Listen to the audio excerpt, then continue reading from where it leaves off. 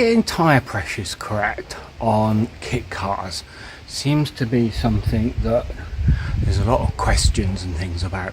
So I've done a little video to show how I find my tyre pressures. I won't say for one moment it's 100% the right way, because I'm no expert. This is how I do it.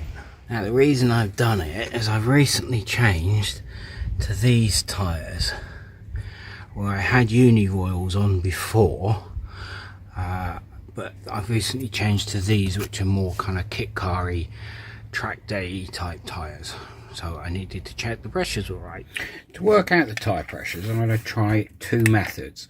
The one I've always used, which is using one of these IR temperature gauges, and another one which was the only useful info I could find when I googled this, and they said if you don't have one of these available, just draw a line across your tyres.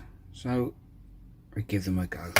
So the method I've always used with one of these is basically I set the pressures on one side of the car to higher than I think it should be, and the other side of the car to lower than it should be. Yeah, I know that's probably not that great an idea, but it's what I do.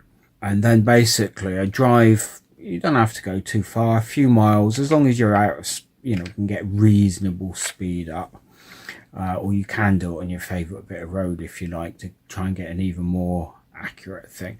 But anyway, so the way I'm going to do it here is basically I'm going to be driving down the motorway, one stop down the motorway, pull in as soon as you can, because you don't really want to be hanging around the tyres cooled out. Then I go across the profile of the tyre looking at the temperature. Now you're always going, because of the camber on the wheels, plus of course roads, profile, they normally slope to get the water to come off, so you won't get a completely even temperature across.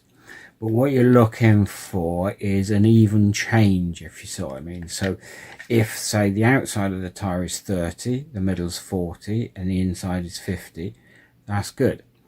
If you have 40, 60, 30, that's not good.